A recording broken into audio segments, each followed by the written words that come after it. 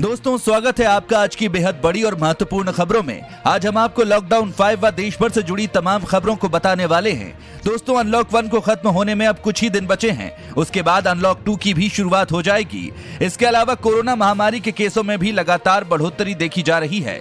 चलिए इसी के साथ बढ़ते हैं आज की बड़ी खबरों की तरफ, जहां देश विदेश से कुछ बड़ी और महत्वपूर्ण खबरें निकल कर आ रही हैं, जिन्हें जानना आपके लिए बेहद जरूरी है।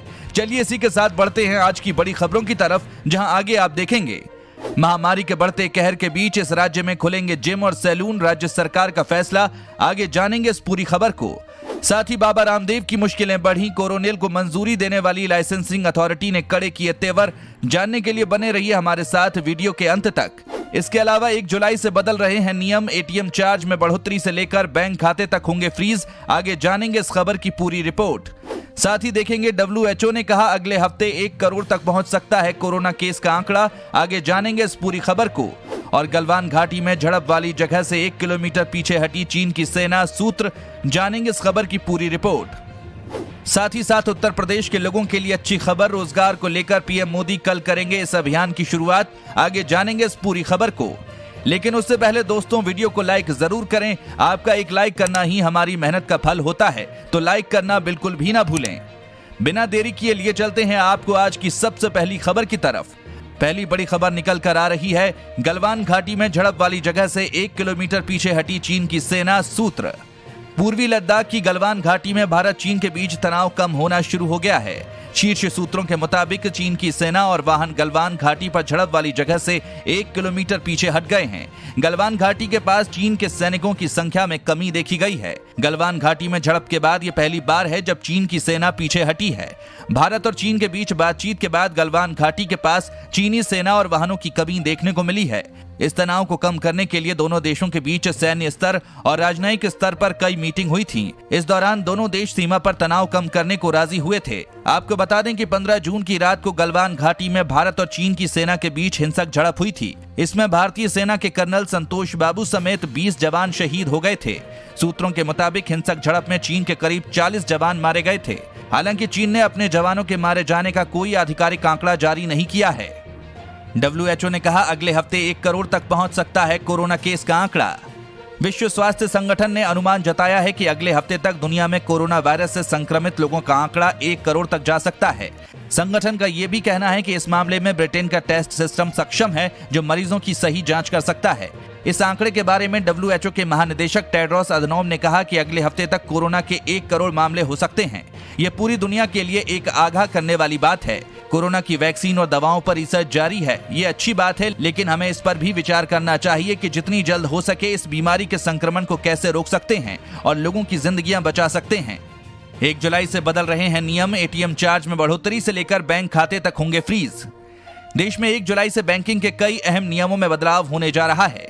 बैंक में लेन देन से लेकर एटीएम कार्ड से पैसों की निकासी तक के नियम बदलने वाले हैं। नियमों में होने वाले बदलाव को आपके लिए जानना जरूरी है। नियमों में बदलाव के साथ ही बैंक की कई सेवाओं पर आपको अतिरिक्त चार्ज भी चुकाना पड़ सकता है। बदले हुए नियमों को नहीं जानने से आपको काफी नुकसान हो सकता है।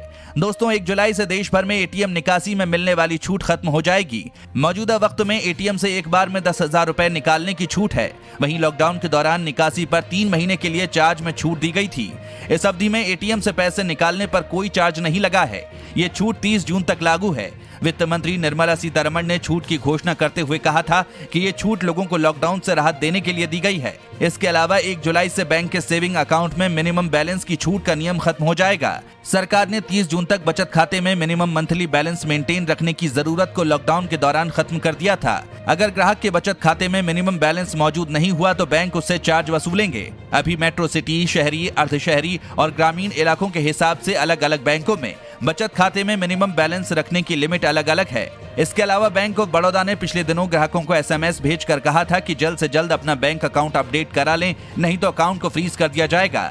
बैंक ऑफ बड़ौदा में पिछले दिनों विजया और देना बैंक का विलय हुआ था। बैंक अपडेशन के लिए आधार, पैन और राशन कार्ड जमा कराना है या ऐसा कोई और पहचान पत्र जिसमें डेट ऑफ बर्थ लिखा हो। डॉक्यूमेंट जमा नहीं होने पर अकाउंट फ्रीज हो सकता है।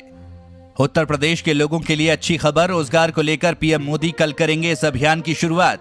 दोस्तों आपको बता दें, प्रधानमंत्री नरेंद्र मोदी शुक्रवार को आत्मनिर्भर उत्तर प्रदेश रोजगार अभियान की शुरुआत करेंगे, जो रोजगार के अवसर उपलब्ध कराने के लिए स्थानीय उद्यम को बढ़ावा देने तथा औद्योगिक संगठनों के साथ साझेदारी करने पर केंद्रित है। यहां जारी एक आधिकारिक बयान के अनुसार उत्तर प्रदेश सरकार ने केंद्र और राज्य सरकार के कार्यक्रमों को आपस में जोड़ने के लिए आत्मनिर्भर उत्तर प्रदेश रोजगार अभियान की परिकल्पना की है, जिसमें उद्योगों तथा अन्य संगठनों के साथ भी साझेदारी की जाएगी।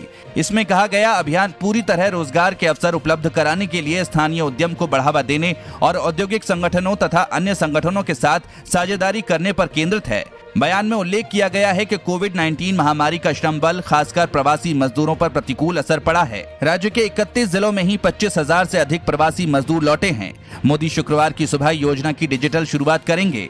इस दौरान वो उत्तर प्रदेश के 6 जिलों में ग्रामीणों से भी बात करेंगे। राज्य के सभी जिलों के गाँव सहज सेवा केंद्रों और कृषि विज्ञान केंद्रों के माध्यम से कार्यक्रम में शामिल होंगे। इस खबर पर आपकी क्या राय है, कमेंट में अपनी राय जरूर दें। कोरोना की दवा रेमडेसिविर की सप्लाई शुरू, इन 5 राज्यों को मिली पहली खेप। दोस्तों आपको बता दें, देश में कोरोना वायरस की जेनेरिक दवा की सप्लाई शुरू हो गई है। हैदराबाद की ड्रग मेकर कंपनी हेट्रो ने रेमडेसिविर का जेनेरिक वर्जन कॉफीफोर दवा 5 राज्यों को भेज दी है। कंपनी ने 20,000 वायल की पहली खेप हैदराबाद, दिल्ली, गुजरात, तमिलनाडु और महाराष्ट्र भेजी है। हेट्रो के मुताबिक कोविफोर का 100 मिलीग्राम का वायल 5,400 रुपए में मिलेगा। इसके बाद कोविफोर की अगली खेप लखनऊ, भोपाल, इंदौर, कोलकाता, पटना, रांची, भुवनेश्वर, विजयवाड़ा, कोचीन, त्रिवेंद्रम और गोवा में अगली 1 हफ्ते में भेजी जाएगी। हेट्रो ने अगले 1 हफ्ते में 1 लाख वायल तैयार करने का लक्ष्य रखा है। बता दें कि कोरोना के एक मरीज को 6 वियाल की जरूरत पड़ती है, जिसमें 1 वियाल की कीमत 5,400 रुपए है। बाबा रामदेव की मुश्किलें बढ़ी, कोरोनिल को मंजूरी देने वाली लाइसेंसिंग अथॉरिटी ने कड़े किए तेवर। दोस्तों आपको बता दें कि पतंजलि के आयुर्वेदिक दवा कोरोनिल की राह में अड़चनें कम नहीं हैं। अब दवा को मंजूरी देने वाली लाइसेंसिंग अथॉरिटी ने ही कोरोनिल पर तेवर कड़े कर लिए हैं। उत्तराखंड के आयुर्वेदिक विभाग ने दिव्य फार्मेसी को नोटिस जारी कर दिया है, जिसमें कहा गया है कि दवा के लेवल पर कोरोना वायरस के इलाज का भ्रामक प्रचार किया जा रहा है, जिसे कंपनी को तुरंत हटाना होगा। ऐसा नहीं करने पर कार्रवाई की चेतावनी भी दी गई है। नोटिस में साफ किया गया है कि कोरोना किट के नाम पर 3 दवाओं को एक साथ बेचने का कोई लाइसेंस इशू नहीं किया गया था। नोटिस में जवाब मांगा गया है कि किस आधार पर कोरोनिल को कोरोना वायरस का इलाज बताया गया। उत्तराखंड के आयुर्वेदिक विभाग ने पतंजलि की दवा को बुखार, सांस की बीमारी के इलाज और इम्यूनिटी बूस्टर के तौर पर बेचने की इजाजत दी थी। नोटिस में पूछा गया कि जब कोरोना वायरस के इलाज के तौर पर इस दवा को मंजूरी नहीं है, तो क्यों ना इस दवा को बेचने का लाइसेंस निरस्त कर दिया जाए। बाबा रामदेव की दिव्य फार्मेसी ने मंगलवार को कोरोनिल नाम की एक किट लॉन्च की और दावा किया गया कि ये दवा कोरोना वायरस का इलाज कर सकती है। लॉन्च में 100 मरीजों पर की गई एक स्टडी का भी हवाला दिया गया। दावे के मुताबिक सभी मरीज इन आयुर्वेदिक दवाओं के इस्तेमाल से ठीक हुए। आपकी इस खबर पर क्या राय है, कमेंट में जरूर बताएं। ये 2 लक्षण ही होते हैं कोविड-19 बीमारी में, खास शोध ने बताई इनकी अहमियत। कोरोना वायरस के प्रसार ने दुनिया भर को परेशान कर रखा है। लॉकडाउन, सोशल डिस्टेंसिंग, मास्क जैसे तमाम उपाय ना तो पूरी तरह कारगर साबित हुए और ना ही आंशिक रूप से फेल। इस बीमारी के लक्षण वाले और बिना लक्षण वाले मरीजों के अंतर से भी शोधकर्ता परेशान हैं। इस बीमारी के व्यापक लक्षणों की खोज में किए गए एक अध्ययन से ये बात साफ हुई है कि इस बीमारी के 2 ही लक्षण ऐसे हैं जो सबसे ज्यादा व्यापक हैं, जिन पर ज्यादा ध्यान देने की जरूरत है। बात सुनने में अजीब लगती है कि शोधकर्ताओं ने निष्कर्ष निकाला है कि खांसी और बुखार ही ऐसे 2 लक्षण हैं जो सबसे ज्यादा मरीजों में पाए गए हैं। जर्नल PLOS 1 में प्रकाशित अध्ययन के मुताबिक शोधकर्ताओं ने कोविड-19 के कई लक्षणों का अध्ययन का पुनरावलोकन किया, जिसमें कोविड-19 के लक्षणों के बारे में पता लगाया गया था। इस अध्ययन के बाद शोधकर्ताओं ने विश्व स्वास्थ्य संगठन की ओर से जारी लक्षणों की उस सूची की भी समीक्षा की जो उसकी ओर से महामारी के फैलने की शुरुआत में जारी की गई थी। इसके बाद में भी हुए अध्ययनों में थकान, सूंघने की क्षमता खोना, सांस लेने में तकलीफ जैसे कई लक्षणों को प्रमुख लक्षणों में शामिल किया था। इस शोध से आमतौर पर भले ही लोगों को मदद ना मिले, लेकिन इलाज कर रहे अस्पतालों के लिए ये आंकड़े बहुत काम के हो सकते हैं। वे अनुमान लगा सकते हैं कि उन्हें किस तरह के कितने उपकरणों की आवश्यकता पड़ सकती है और वे नए मरीजों की पहचान करने में 2 प्रमुख लक्षणों पर ज्यादा जोर दे सकते हैं। ये उनके लिए ये फैसला लेने में मददगार हो सकता है कि किन लोगों की जांच पहले होनी चाहिए।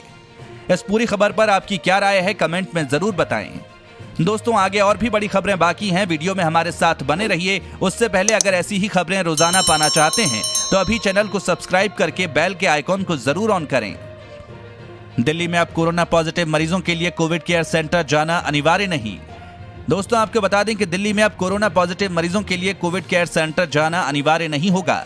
उपराज्यपाल अनिल बैजल अपने पुराने फैसले से पीछे हट गए हैं, जिसमें कहा गया था कि अगर कोई व्यक्ति कोरोना पॉजिटिव पाया जाता है तो उसे शुरुआती 5 दिनों के लिए कोविड केयर सेंटर में रखना अनिवार्य ही होगा। गुरुवार को दिल्ली डिजास्टर मैनेजमेंट अथॉरिटी की बैठक में इस बात का फैसला लिया गया है, यानी कि दिल्ली में अब अगर कोई व्यक्ति कोरोना पॉजिटिव होता है तो उसे कोविड केयर सेंटर जाकर अपनी जांच नहीं करानी होगी, बल्कि पुराने सिस्टम के तहत सरकार और प्रशासन के लोग घर आकर क्लिनिकल असेसमेंट और फिजिकल असेसमेंट करके देखेंगे कि कोरोना पॉजिटिव व्यक्ति होम आइसोलेशन में रहने लायक है या नहीं। कोरोना वायरस, महाराष्ट्र में अब खुलेंगे जिम और सैलून, राज्य सरकार का फैसला। कोरोना वायरस से देश का हर राज्य बुरी तरह से प्रभावित है। सर्वाधिक प्रभावित राज्य महाराष्ट्र है। महाराष्ट्र में कोरोना के केस लगातार बढ़ते जा रहे हैं। अब इस बीच राज्य सरकार ने राज्य में सभी जिम और सैलून खोलने का फैसला किया है। इस बात की जानकारी महाराष्ट्र सरकार के मंत्री असलम शेख ने दी। हालांकि राज्य सरकार ने अभी भी धार्मिक जगहों को खोलने पर कोई फैसला नहीं लिया है। इसी के साथ कांग्रेस ने चीन के साथ गतिरोध पर चर्चा के लिए संसद के डिजिटल सत्र बुलाने की मांग की। दोस्तों, आपको बता दें, कांग्रेस ने बृहस्पतिवार को कहा कि चीन के साथ सीमा पर गतिरोध समेत देश के सामने खड़े प्रमुख मुद्दों पर चर्चा करने के लिए सरकार को संसद का डिजिटल सत्र बुलाना चाहिए। पार्टी प्रवक्ता पवन खेड़ा ने कहा कि 1962 के युद्ध के समय अटल बिहारी वाजपेयी ने इस पर चर्चा के लिए संसद सत्र बुलाने की मांग की थी और तत्कालीन प्रधानमंत्री पंडित जवाहरलाल नेहरू ने इस मांग को स्वीकार किया था। उन्होंने कहा कि महत्वपूर्ण मुद्दों पर चर्चा के लिए संसद का सत्र बुलाया जाना चाहिए। संसदीय समितियों की बैठक भी नहीं हो रही है, जहां महत्वपूर्ण मुद्दों पर चर्चा होती है। कांग्रेस सांसद मनीष तिवारी ने बुधवार को सरकार पर आरोप लगाया था कि वो नियमों का हवाला देकर संसदीय निगरानी से बचने की कोशिश कर रही है। उन्होंने विपक्षी पार्टियों के महत्वपूर्ण सवालों के जवाब के लिए शीघ्र ही संसद का डिजिटल सत्र बुलाने की मांग की थी। तिवारी ने कहा कि इस सरकार ने नियमों की आड़ में छिपने और संसद के सवालों से बचने के लिए अतिरिक्त प्रयास किए हैं। ये कुछ और नहीं बल्कि संसद को कमजोर करने का प्रयास है। अखिलेश यादव का योगी सरकार पर तंज, बोले यूपी में कोरोना कभी पीक पर नहीं पहुंचेगा क्योंकि यहां टेस्ट ही नहीं हो रहे। दोस्तों, आपको बता दें कि देश भर में तेजी से बढ़ते कोरोना वायरस के मामलों के बीच उत्तर प्रदेश के पूर्व मुख्यमंत्री और समाजवादी पार्टी के अध्यक्ष अखिलेश यादव ने गुरुवार को हिंदुस्तान के प्रधान संपादक शशि शेखर के साथ खास बातचीत में, जहां राज्य की योगी सरकार पर तंज कसा, वहीं दिल्ली में कोरोना के टेस्ट बढ़ाए जाने पर दिल्ली की आम आदमी पार्टी सरकार की तारीफ भी की। अखिलेश यादव ने उत्तर प्रदेश सरकार पर तंज कसते हुए कहा कि मैं रोज सुनता हूं कि विशेषज्ञ कहते हैं कि कोरोना जून में अपने पीक पर होगा, कभी जुलाई में पीक पर होगा या कभी अक्टूबर में पीक पर होगा। मैं कहता हूं कि कोरोना यूपी में कभी पीक पर नहीं पहुंचेगा क्योंकि यहां टेस्ट ही नहीं हो रहे हैं। जब टेस्ट ही नहीं होंगे तो हमें पता ही नहीं चलेगा कि पीक क्या होता है। क्या आप पूर्व मुख्यमंत्री अखिलेश यादव की बात से सहमत हैं? तो कमेंट में अपनी राय जरूर दें। तो दोस्तों, ये थी आज की कुछ महत्वपूर्ण और ताजा खबरें। उम्मीद करते हैं इससे आपको काफी कुछ महत्वपूर्ण जानकारी मिली होगी। बस इसके बदले में इतना ही चाहते हैं कि आप इस वीडियो को अपने सभी दोस्तों, रिश्तेदारों के साथ फेसबुक, व्हाट्सएप पर शेयर जरूर करें, जिससे वो भी दिन भर की बड़ी खबरों के साथ अपडेट रह सकें।